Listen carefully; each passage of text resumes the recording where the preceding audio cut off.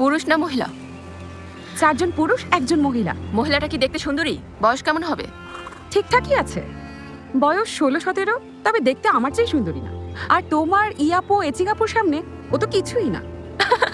তোমার কথা শুনে প্রিন্সের মনে হচ্ছে আমরা যার ব্যাপারে কথা বলছি সে নিশ্চয়ই অসাধারণ সুন্দরী। ওর সাথে সব পুরুষকে সরে যেতে বলো। বলো প্রিন্স ওর সাথে কথা বলবেন। ফুয়াপো কি বলেছে নিশ্চয়ই শুনেছো, পুরুষরা সরে যাও, শুধু মেয়েটা থাকবে।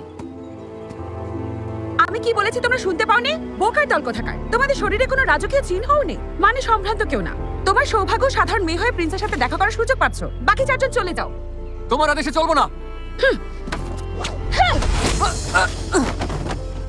এত বড় সাহস! ও একটা সাধারণ সৈন্য, তুমি বাধা দিচ্ছ কেন? আহ! আহ! আহ!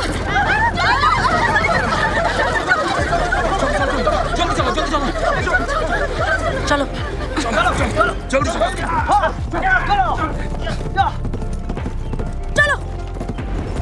চলো চলো।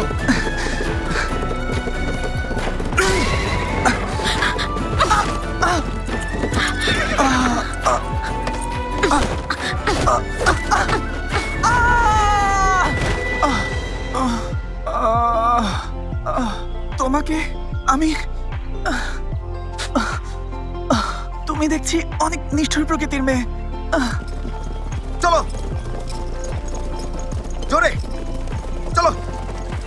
থামো চুচিয়াও, কি করছো তুমি?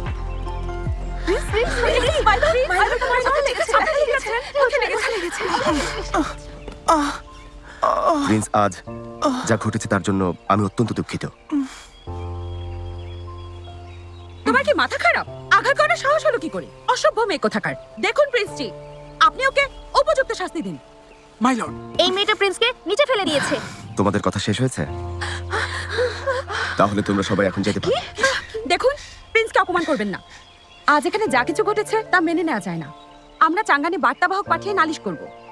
যদি রাজকীয় লোকেরা ওকে ধরে নিয়ে যায় তখন আমরা কিছুই করব না। তাই জলদি ওর শাস্তির ব্যবস্থা করুন, বাকিটা আমরা পরে দেখব।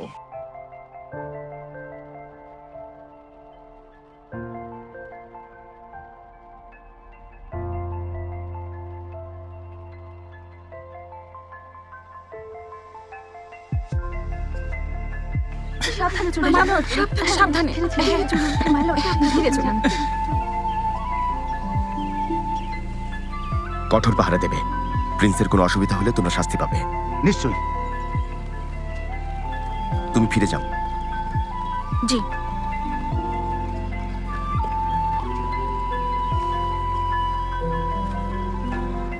মাই লর্ড, জানি আমি ভুল করেছি, আমাকে শাস্তি দিন। আজ আমি যে অন্যায় করেছি তা কোনোভাবেই ক্ষমার যোগ্য না। বাকিদের কোনো দোষ নেই, তাই আশা করি ওদের ক্ষমা করে দেবেন।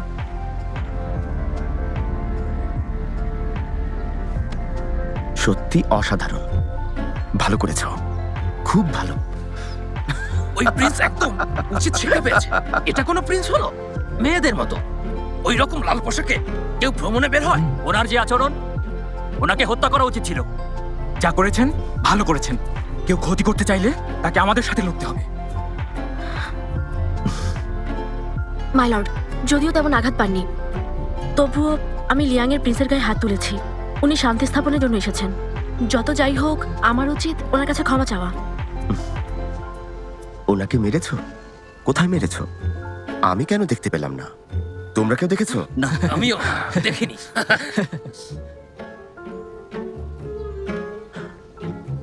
একটা কাজ মোটেও ভালো করনি। মারতে চাইলে এমন কোথাও নিয়ে যেতে পারতে যেখানে কেউ ছিল না। হ্যাঁ, লর্ড জি আর আমরা সবাই মিলে এই পরিকল্পনাই করেছিলাম। কোনো এক নির্জন জায়গায় নিয়ে গিয়ে মুখটা বেঁধে খুব করে পেটাতাম, কিন্তু আমরা বুঝিনি আপনি আমাদের চেয়ে দ্রুত চলে যাবেন। আসলে আমরা আশেপাশেই ছিলাম, ইচ্ছে করেই সামনে আসিনি। এ নিয়ে ভেবো না, তুমিও এখন আমাদেরই একজন। তুমি যা কিছু করেছো আমাদের সৈন্যদের রক্ষা করার জন্য। সবাইকে জানিয়ে দাও কেউ যেন আজ সেনাঘাটি থেকে বের না হয়। এই ঘটনা ফাঁস হলে আমি কাউকে দয়া দেখাবো না। জি। ভাইয়া, আমার এসব একদমই ভালো লাগছে না। ওই প্রিন্স শাওজি খুবই যন্ত্রণাদায়ক একটা লোক। দেখুন, আমিও তো একজন প্রিন্স। আমি কি ওনার চেয়ে কোনো অংশে কম নাকি? ওনার সাথে থাকাটা আমারই উচিত হয়নি। মাঝরাতে বলছে ঘরে কোনো বাতাস আসছে না। আচ্ছা, আমি নিজেই ঘরে বাতাস ঢোকার সব ব্যবস্থা করলাম। তারপর কি হয়েছে শুনবেন? একটু পর আমাকে বলে ওনার নাকি ঠান্ডা লাগছে।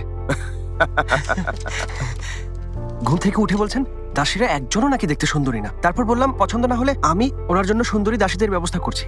উনি বললেন এই দাসীরা নাকি ভালো কবিতা লিখতে জানে না, আর প্রতিটা খাবার নিয়ে উনি কোনো না কোনো ঝামেলা করছেন। এমন চাপাতা দিয়ে চা খান যেগুলোর বয়স 3 দিনেরও কম। মজার বিষয় কি ছিল জানেন? প্রহরীরা জুতোর নিচে নরম কাপড় না লাগানোতে বেশ বিরক্ত হয়েছেন। সত্যি বলছি ভাইয়া, ওনার চাহিদাগুলো খুবই অদ্ভুত। উনি কি কিছু বলেছেন? চুচিয়াও যে ওনাকে মেরেছে? আচু ওনাকে মেরেছে? ও, এবার বুঝেছি ওনার চোখটা কালো আর ফোলা ছিল কেন। খুব ভালো, উচিত শিক্ষা হয়েছে। তার মানে এই ব্যাপারে কিছুই বলেননি? এই ব্যাপারে একবারও বলেননি। হ্যাঁ, ওনার জায়গায় আমি থাকলে তাই করতাম। এমন একজন প্রিন্স অথচ একটা মেয়ের হাতে মার খেয়েছে, লজ্জার বিষয়। ভেবেছিলাম এমন আচরণের মাধ্যমে উনি আমাদের বোকা বানাতে চাইছেন।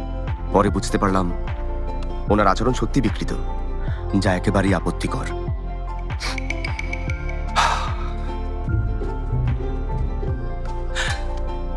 ভাইয়া, গন্ধ পাচ্ছেন? কিসের? ওই বিকৃত লোকটার গন্ধ। চলে এসেছেন? চলে এসেছেন।